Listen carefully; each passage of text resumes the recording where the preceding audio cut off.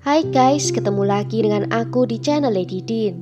Semoga kalian semua dalam keadaannya sehat dan bahagia.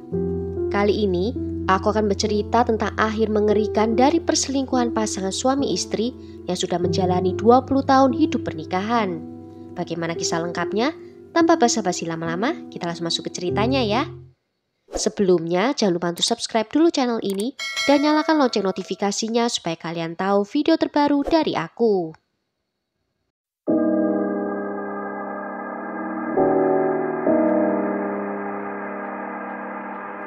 And I saw her walk towards the bathroom and I heard the bathroom door slam.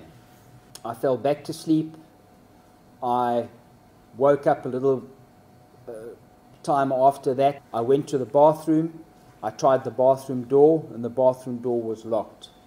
I remember I phoned her and I could hear the phone ringing and it rang a couple of times and I realized that she wasn't going to pick up.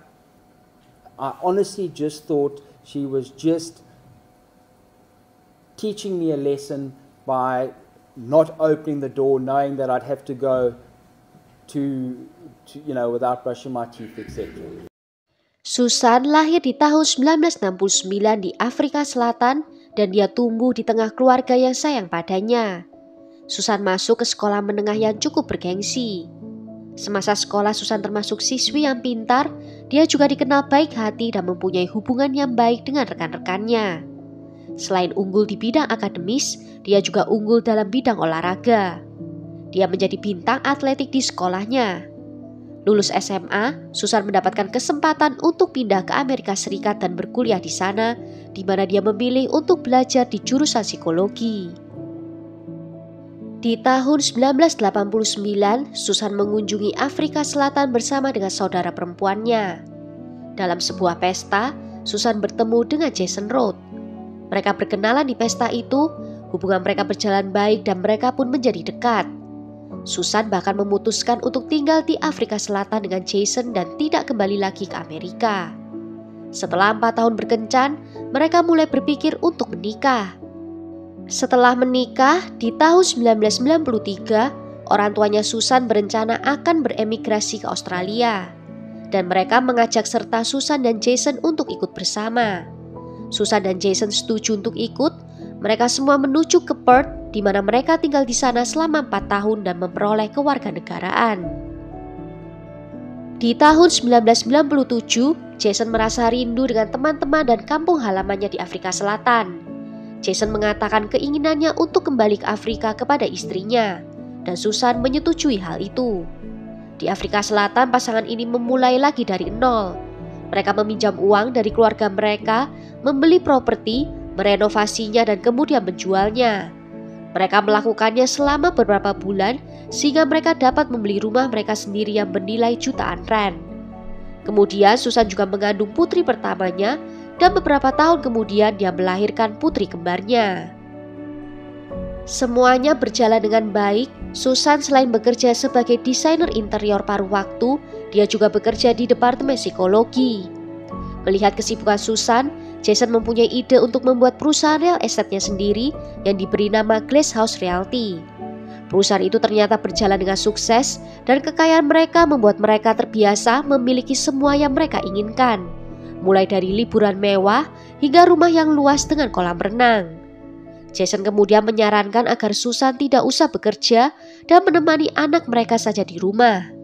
Namun seiring anak-anak mereka yang sudah beranjak dewasa, Susan juga ingin untuk bekerja lagi sebagai seorang guru dan Susan mengutarakan keinginannya itu kepada suaminya. Jason tampaknya tak keberatan dengan keinginan Susan itu dan semuanya masih berjalan baik hingga di tahun 2013 saat Jason terbang ke Cape Town untuk urusan bisnisnya. Ketika di sana dia bertemu dengan seorang wanita yang juga seorang agen real estate. Wanita ini bernama Jolene dan Jason benar-benar terkesima saat melihatnya. Tidak ada yang terjadi dalam pertemuan pertama itu. Kemudian di bulan Juni tahun 2015, Jason bertemu lagi dengan Jolene dan menjadi terobsesi kepadanya. Dan disinilah keadaan mulai berubah. Jason mengajak Jolene berkenalan, meminta nomor teleponnya, dan setelahnya Jason akan selalu berada di Cape Town setiap akhir pekan. Dia selalu mengatakan kalau ada perjalanan bisnis, padahal dia menghabiskan harinya dengan Jolene. Awalnya perselingkuhan itu berjalan lancar, namun kemudian di hari Valentine tahun 2016, Jason mulai merasa kesal karena harus menghabiskan hari itu bersama dengan istrinya. Dan begitu acara dengan istrinya selesai, dia langsung terbang ke Cape Town untuk menemui Jolene. Selama akhir pekan itu, Jason dan Jolene menghabiskan waktu bersama. Dan Jolene menyisipkan sebuah surat cinta ke dalam tasnya Jason saat dia pulang. Begitu sampai di rumah, Jason menaruh tasnya itu di kamar tidur dan dia pun langsung menuju ke ruang kerjanya. Melihat tas itu, Susan membantu suaminya untuk membongkar isi tas itu untuk mengeluarkan pakaian kotornya. Dan dia secara tak sengaja menemukan surat yang diletakkan oleh Jolene di dalamnya. Dia mulai membaca isinya dan sangatlah terkejut dengan apa yang dibacanya. Setelah membaca surat itu, Susan langsung mendatangi Jason di ruang kerjanya. Jason menjadi terkejut melihat Susan menjadi marah dan saat Susan berteriak menanyakan kenapa suaminya itu tega menyelingkuhi dirinya, Jason menyangkal semua tuduhan itu. Namun setelah setengah jam berlalu, Jason akhirnya mengakui perselingkuhannya.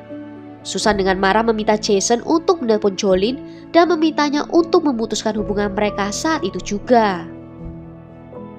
Namun tak sampai seminggu berpisah, Jason mulai menghubungi Jolene lagi setiap kali dia memiliki kesempatan.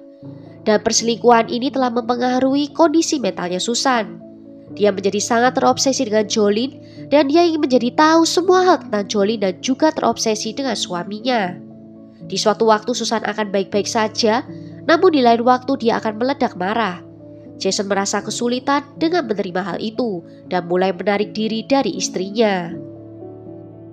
Di bulan Juli 2016, Jason harus mengikuti konferensi untuk bisnis propertinya, di mana ada peraturan tiap peserta tidak diizinkan untuk membawa pasangannya.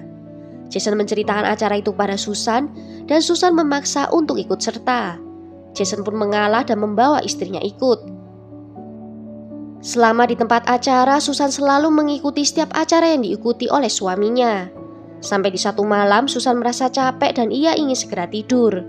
Dia lalu mengajak suaminya untuk kembali ke kamar tidur, dan selagi berjalan, tiba-tiba ada sekelompok pria yang mengajak Jason untuk ikut pesta di kamar tidur mereka. Jason sebenarnya mau ikut, namun Susan melarangnya. Jason menjadi malu karena Susan melakukan itu tepat di depan rekan kerjanya. Dan di kamar tidur, Susan menangkap bahasa Jason sedang mengirim pesan teks kepada Jolene, dan mereka pun bertengkar hebat di malam hari itu. Keesokan paginya, Jason terbangun dan harus segera bersiap-siap untuk mengikuti acara di pagi hari itu. Dia menuju ke kamar mandi, namun pintu itu terkunci. Jason menunggu di kasur sambil menelpon ponsel istrinya, dan dia mendengar ponsel itu berdering dari dalam kamar mandi. Selagi menunggu, dia menyadari kalau tak mendengar ada bunyi dari dalam kamar mandi itu. Dan sekitar pukul 8 pagi, dia pun menelpon resepsionis meminta bantuan untuk bisa dibukakan pintu kamar mandi. Petugas hotel bernama Desmond Daniel segera datang dan membukakan pintu itu. Dan saat pintu itu terbuka, dia melihat sesosok tubuh tergeletak di lantai kamar mandi dalam keadaan tak berbusana. Petugas hotel itu segera berlari keluar dan memanggil polisi dan ambulans. Saat petugas medis tiba di kamar hotel, mereka melihat sebuah tali di leher korban dan sepertinya Susan telah menggantung dirinya sendiri di bagian belakang pintu kamar mandi. Ambulans segera membawa Susan ke rumah sakit, namun dia dinyatakan meninggal dunia. Keluarga Susan tak mempercayai apa yang telah terjadi kepada Susan. Tidak ada catatan yang ditemukan, dan menurut terapis yang Susan temui secara teratur, Susan tidak mengalami depresi. Ada beberapa hal yang membingungkan juga ketika Desmond pertama kali menemukan Susan, dia dalam keadaan tak berbusana. Namun ketika lebih banyak staf tiba di kamar itu, Susan sudah mengenakan pakaian. Di pagi hari itu, Susan juga ditemukan dalam keadaan masih memakai make up. Padahal dia memiliki kebiasaan akan selalu menghapus riasannya sebelum tidur. Kemudian dari hasil otopsi mengungkapkan sesuatu yang mengejutkan. Ternyata kematian Susan konsisten dengan pencekikan dan sesak nafas. Tidak ada tanda-tanda pembobolan. Dan sekarang perselingkuhan Jason sudah menjadi rahasia umum. Dan dia sekarang menjadi tersangka utama dalam kasus ini. Beberapa hari setelah pemakaman Susan, Jason pun ditangkap. Polisi memperkirakan yang terjadi adalah Jason mencekik istrinya dengan tangan kosong lalu membekapnya dengan bantal. Kemudian dia menyeret tubuhnya ke kamar mandi, melilitkan tali di lehernya sebelum mencoba menahannya dari kait di belakang pintu. Tetapi tubuh Susan terlalu berat. Jason mengatur adegan itu agar terlihat seperti Susan menghabisi nyawanya sendiri. Lalu entah bagaimana dia mengunci pintu kamar mandi itu. Jason menyangkal semua tuduhan itu, tetapi dia tetap ditangkap. Pada persidangan tahun 2018, pengadilan mendengar detail mengerikan dari pembunuhan Susan. Jason mengambil sikap dan mengatakan bahwa meskipun perselingkuhannya itu egois, dia tidak membunuh Susan. Tetapi penuntut berpendapat bahwa dia membunuhnya untuk membungkamnya dan hakim pun setuju dengan hal itu. Polisi juga menemukan bukti di bantal yang dikenakan Susan di malam hari itu. Mereka menemukan adanya kotoran manusia. Juga ditemukan kotoran manusia di tempat tidur dan di lantai yang mengarah ke kamar mandi. Mereka juga menemukan darah di tempat tidur dan di kamar mandi itu. Dan itu menjadi poin penting memecahkan kasus ini. Berkat penemuan itu, kesaksian Jason pun mulai runtuh. Menurut hasil otopsi dan bukti yang ditemukan, sepertinya Jason telah mencekik Susan di tempat tidur dan selama proses itu Susan mengeluarkan sedikit kotoran. Dan kemudian Jason menyeret tubuh Susan ke dalam kamar mandi yang menyebabkan kotorannya menempel di beberapa area. Pada bulan November, Jason Rowe dinyatakan bersalah. Dia dijatuhi hukuman 18 tahun penjara dan tambahan 5 tahun karena telah membuat korban seakan-akan menghabisi nyawanya sendiri. Keduanya pun akan dijalankan secara bersamaan sehingga Jason akan menjalani hukuman 20 tahun penjara secara efektif. Hakim mengatakan kasus ini sangat ekstrim dan mengejutkan karena Susan meninggal dengan kematian yang menyakitkan dan mengerikan. Hakim juga mengatakan tingkat kekerasan yang digunakan sangatlah mengerikan dan mencatat bahwa Jason kemudian mementaskan adegan itu di pengadilan dinilai sangat keji. Jason tidak menunjukkan emosi saat dia diborgol dan dibawa ke sel dan terus mempertahankan ketidakbersalahannya. Dan dia meminta pengacaranya untuk mengajukan banding. Di tingkat Mahkamah Agung, hukuman Jason dikurangi menjadi hanya 15 tahun saja. Tetapi pengadilan tetap menyetujui kalau dia telah membunuh istrinya. Di tahun 2021, Jason mengajukan banding lagi ke Mahkamah Konstitusi. Pada saat itu pengacaranya berhasil mengajukan perpanjangan jaminan sementara menunggu hasil bandingnya. Usaha bandingnya untuk meminta hukumannya menjadi tahanan rumah ditolak oleh Mahkamah Konstitusi. Pengadilan mengirimkan pemberitahuan singkat mengatakan kalau Jason tidak memiliki peluang untuk bisa bebas. Well, sampai di sini dulu cerita kali ini. Bagaimana menurut kalian tentang kasus ini? Tulis ya pendapat kalian di kolom komentar.